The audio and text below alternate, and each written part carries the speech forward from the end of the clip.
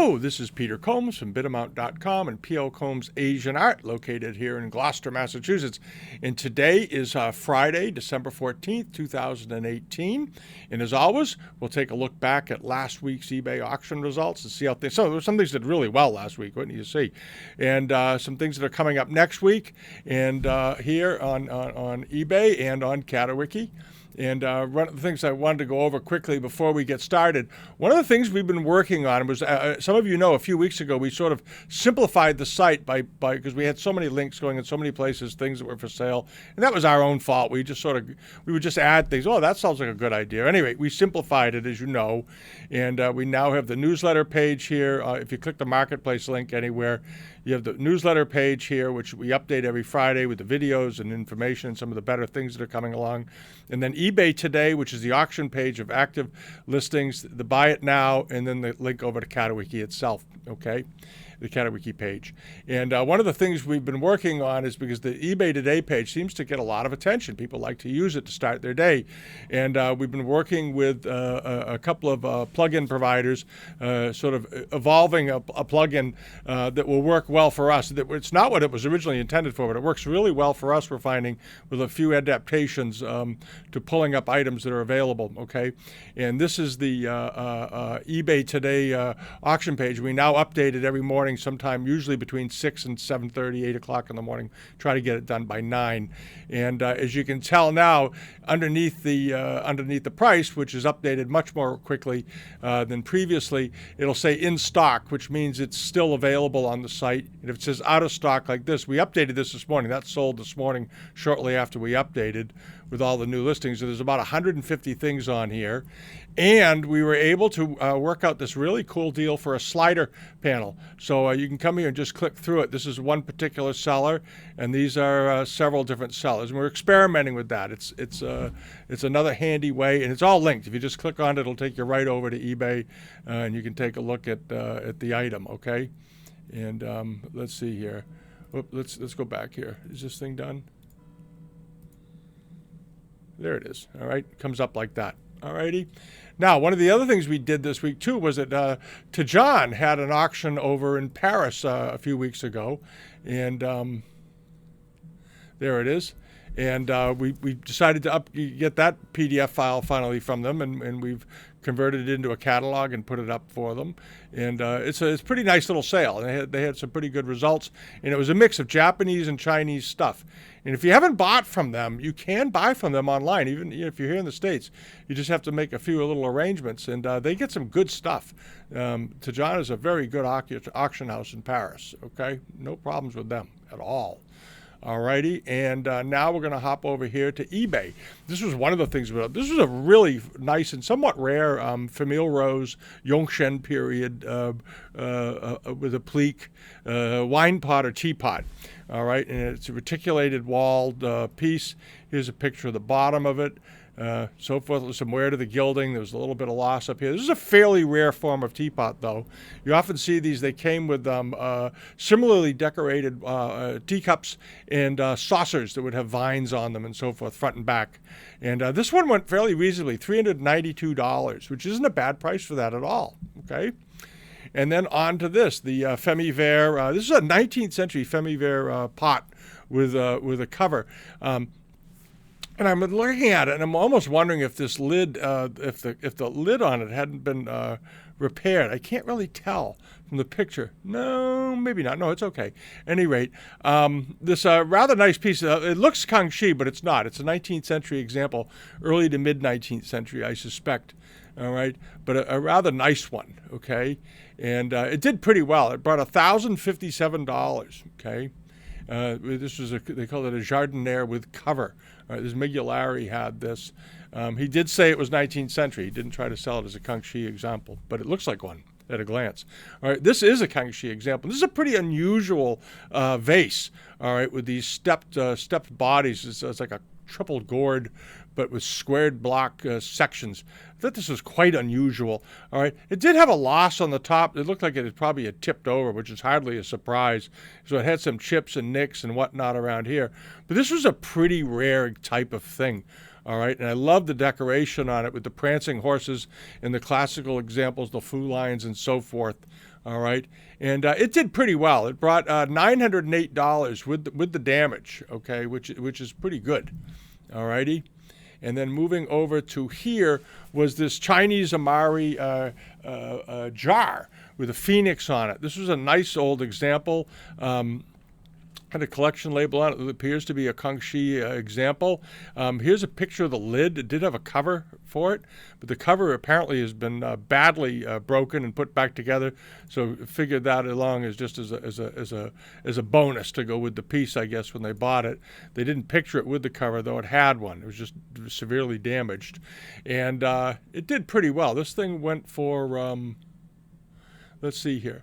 $1,288, not bad. That was a pretty good price for that. But it's an unusual pattern to see that in a ginger jar or in a tea jar, okay? And it was about 9 inches tall. And then on to this rather unusually decorated, enameled, overglazed, decorated, and sort of inscribed Yixing teapot, okay, with the stamp on the stamp marks on the bottom. Appears to be an early 20th century example, but beautifully done, okay. Just a nice little pot, very, very pretty, quite decorative in the work on it. Nice form, and a lot of people like this. It went for $1,526. All right, I think it was an early 20th century one. The seller had it up as late 19th or 19th century. I think it was a little later than that, but it doesn't matter. It's Yixing, and it's nicely done and very, very prettily decorated with scrolls and precious objects and so forth. Okay, and then on to this was this jade reticulated disc, probably a early 20th century example, but nicely carved, well polished, good-looking piece of jade here. It had been fitted with a little gold hook, which they often did on these, especially back in the 60s and so forth in Hong Kong. They'd get these things and they'd put gold hooks on them and sell them to people who were visiting. And a lot of tourists bought these and brought them back. We've seen them in a lot of houses. And this one did pretty well. It brought $881. Not bad, all right? And then on to, let's skip over to here. Here we go. This was one of the bargains of the week. I don't know what happened, how this slipped through. This had a couple of minor hairlines, tiny little short hairlines in it, but it was a good little Kangxi plate with a rather unusual pattern. This is a pretty unusual plate, all right, with this cobalt blue, underglazed blue, and this iron red decoration with gilding. That's it. It's actually an Amari palette, and it had a chip over here, as you can see. But it's about an 8-inch dish. But look at the price. Only went for $29. Only got 3 bids, all right? That was a good buy, all right? That was a dandy little buy because it's a fairly... People say see the Knicks and they won't not interested in it. What they forget is that this was a fairly rare pattern. All right, I don't remember. This pattern turns up periodically just in underglazed blue, but rarely with colors. You see it in underglazed blue alone fairly often, but you don't see it with colored enamels. And I liked it with this sort of rich boule red. I thought it was very attractive and interesting. And for $29, who can you go wrong? That was a great buy. All right, and then on to this. This was one of the big sales of the week on here. This was a fairly rare. We saw it when it was up to almost nothing, but it was pretty rare Republican period vase by one of the masters. I didn't look up who it is, but I'm sure you can do it. It did extremely well. Here's the calligraphy on it, but you don't need to look it up to know that this was a great thing because the quality of the decoration and the shape of this vase. Okay, the vase is this shape. Is very Republic, very typical, and they did a good job photographing it, where you can see the variations in the iridescence and the glaze and so forth. And here it is. And if you come up here and you see all this beautiful grisaille decoration, very Rococo looking almost. Here's a side of the mountains, classical scene with the figures going up the path, and these beautifully done mountains areas swelling up out of the mist, and just a great picture. Great pictures on it. It went for $52,100. All right. This was a great thing, and I hope whoever bought it pays for it. I hope it isn't some nitwit out there that doesn't pay his bills. All right. And it was only about 5 inches tall. These are always pretty small. Okay. All right, they're not snuff bottles. They're just small vases. And the big tip-off was its size. When you see something of this quality and that size, just 5 inches, you know it's probably by somebody pretty great, and that was. All right, Guarantee it. You got to look up the mark. That's all. I haven't had the time. But anyway, it was a nice thing. And then on to this was this nice late Ming, early Qing bronze. Beautifully done. This is a seller that gets quite a few bronzes over in Europe. For some reason, he oils them. There's oil on there. You can see where he oils them. A lot of dealers do this. Michael Goodhuis in London used to oil bronzes all the time. Never understood why. It makes them look nice, but I'm not sure it's a great idea, but it'll come off. And any rate, this went for $1,849, all right? He ended up as Yuan to Ming. I think it was maybe a little later, now the more I look at it. Last week I thought it might have been earlier, but I think it's a little bit later perhaps. But nonetheless, it's a good one. It's a good bronze, okay? And then on to this was the moon flash. This is sort of a late 19th, early 20th century, could have even been done Republic, moon flash with Famille Rose enamels on it. Here's a picture of the bottom, okay? And the foot on this. To me, that looks a bit like an early 20th century foot. At any rate, it went for $1,582. And I suspect because, one, it's a pretty good size.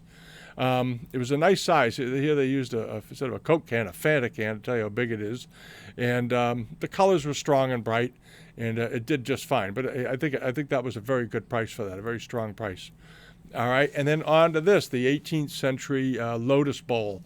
This is a very popular pattern. You see them more typically in punch bowls and small bowls and occasionally on teapots. This is a nice one. It had this gold and iron red floral decoration in the center and these nice-looking petals running out around the thing, out to the rim. It had a couple of old repairs here and here. All right, which is pretty typical for these, but it's an early example. And they call it a Lotus Charger. And it brought $504, all right? You know, he did say it's 11 inches, almost 12 inches diameter. It's just almost a Charger. But he did mention, in fairness, that it was restored in places. But this kind of thing is sort of hard to come by, so I think that helped drive the price. All right, and then on to this. This was that nice Kangxi pot that I just happened to like. We had it in, I think it covered 2 weekends because the way the guy had listed it on a Thursday or Friday. But it's a nice piece with all the precious objects. It's missing its lid, of course. There's a bit of gunk on the bottom. I don't know what that is. But there's the foot rim on it. Very classic Kangxi foot. And here you can see the holes would have had the handles. All right, and it would have had a lid on it. It would have been for serving food. But a very nice example. And here it is again, incense burners and bronzes and peacock feathers and all kinds of precious symbols and so forth running around it. And it went for $1,627, which I think was a good price for that. All right. He said in it 5 drilled holes in one chip. No, they weren't drilled. That was made that way. All right. Anyway, and we're on to this. This was very pretty. I think this was a terrific buy this week. This was a very unusual pomegranate catagon. Most catagons are peach formed. Okay, they generally always are peach formed. This one was done in the form of a pomegranate, and it makes it quite unusual. And it's an aubergine. All right, we've seen the peach form ones in aubergine before, but this is quite unusual. This one is of a pomegranate, and here's the top of it. And you can see the seeds. It has an old repair right here where one of the tips had been knocked off. All right. And this is a form that you'll see often not just as a vase. This pomegranate form will turn up as vases. They started doing them in the Kangxi period pretty much. But this was a nice little pot. And I think it went fairly reasonably, $537. We've seen the sort of run-of-the-mill Celadon examples sell for that, with a splash of iron red on top, just as the peach. But this is aubergine. And I think it was partly it didn't get all the attention it could have, maybe because of the way the guy described it. He didn't put enough information in the title to make it turn up in search results very well. So it goes. All right, good buy for someone.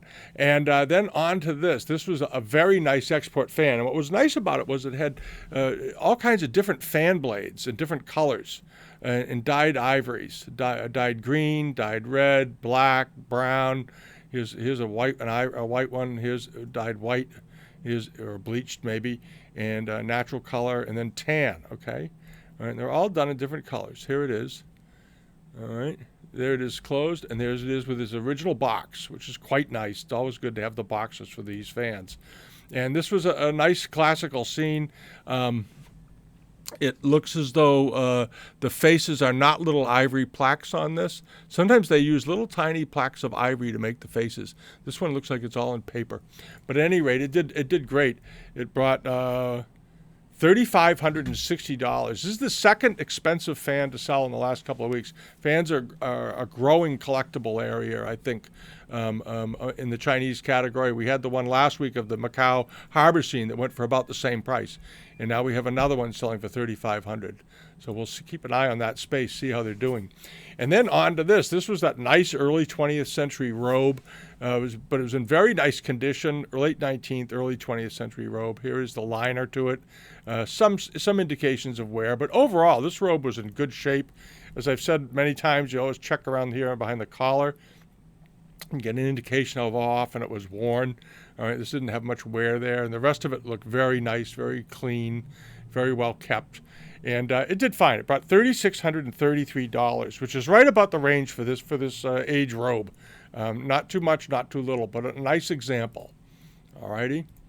And then on to this. This was a little bit of a surprise. This nice little Bodhisattva bronze. Here it is. It's a Mahakala, Tibetan. Very, very nicely done. Nice old one, probably early Qing or so. And it brought $1,427, which kind of surprised me. I thought that was a strong price for that.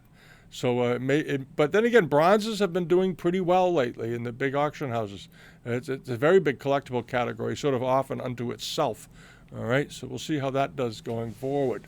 And then onto this nice looking Kangxi blue and white plate, very nicely spaced, with these lingbai coming up out of the background, interspersed with floral backgrounds.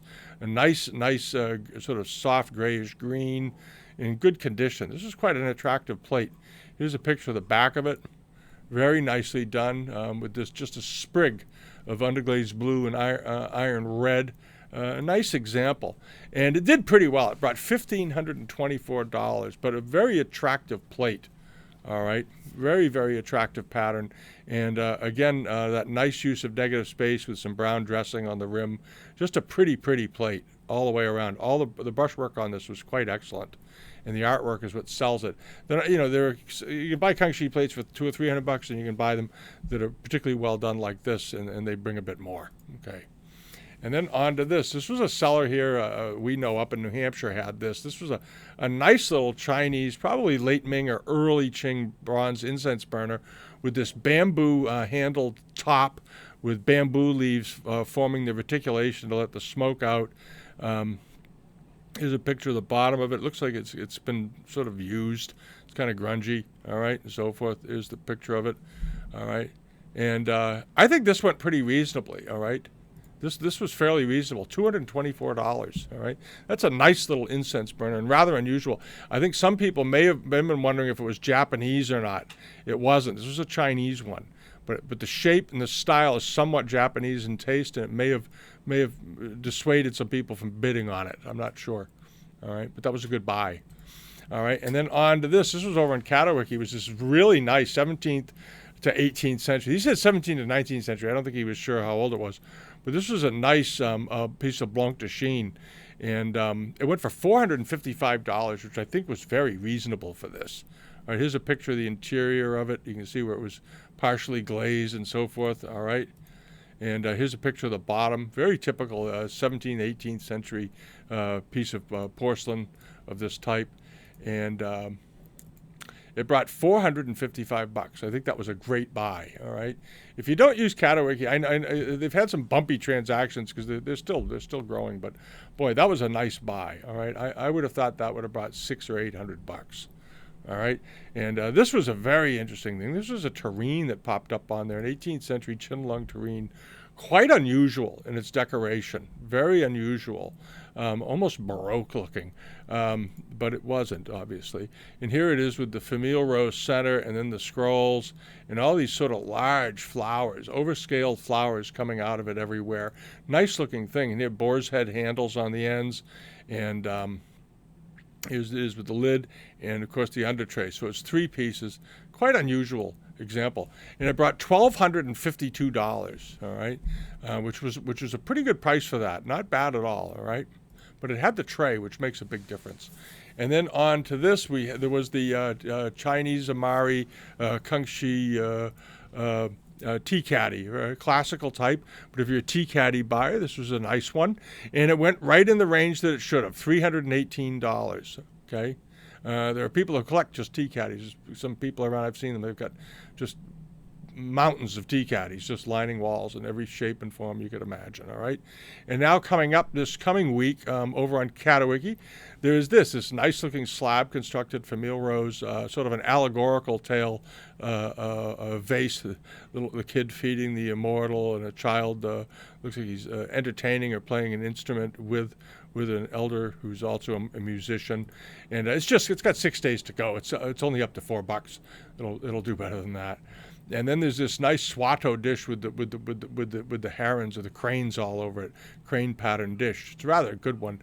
A lot of sand and crap on the back of it is typical, but it's a nice plate. That's a nice plate if you collect these, and it's somewhat in the taste for the Japanese market, the way it's done. All right. And there's a whole bunch of stuff on here, and we'll have them on the newsletter page, on their page rather, once we get the newsletter done today. And you can pop over to there and see what they've got going on. And here's something that's on eBay, and this ends pretty soon. If I'm going to try and get the newsletter up as quickly as possible. It's a very nice piece of Kisi work, okay? This is a really good Kisi panel, 19th century, but great quality, really great quality. Here it is. And it looks like it was stored, it's been nicely stored and gently treated over the years. Because you notice that always when you look at these, always look at the facial expressions. They're always different. And it's one of the ways you can tell it's got some age to it, is that each person is given his own personality. But the coloration here is very good. And you see these nice sharp lines. That means this thing has been folded and put in a box for a long time. All right, you want to see nice, old, really deep creases and things. It usually means the piece has been well cared for and wrapped in tissue. And then you get it blown up, and you can take a look, and you see how soft and even the colors still are all over, which really make this a standout. This will do pretty well, but if you like early Kisi, this is something to go after. It's up to $1,853. I wouldn't be surprised to see that double at the end of the day, or at least go up another 50%. All right. And then onto this, a nice pair of Tongxi marked yellow ground bowls. I think we had these in last week.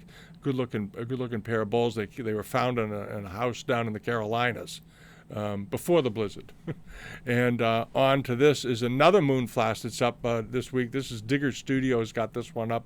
Again, another early Republican period example, but nicely colored. And Moonflasks, everybody always likes a Moonflask. Really, they always have fun with them, and they make good decoration. Okay, so that's about it for the week. And take a look at the video we did, we posted it on Monday or so, of the auction results in Hong Kong. The sales were a real mixed bag. It was kind of interesting doing the autopsy on that to see how it went. But I think the auction houses did the best job they could, and I think they're dealing with some headwinds right now in the market, in this space. So you might have some better buys turning up as pressure comes off a little bit on the upward movement as it has been over the last few years. So we'll see. All righty. And that's it. I hope if you enjoy the videos, give us a thumbs up, leave a comment, and subscribe to us here on YouTube. Come over to bidamount.com and sign up for the weekly newsletter and join the forum and participate. All righty. And see you all next week. Have a great weekend. And until next time, I hope you all find something out there that you love to own and you buy it. All righty. Bye-bye.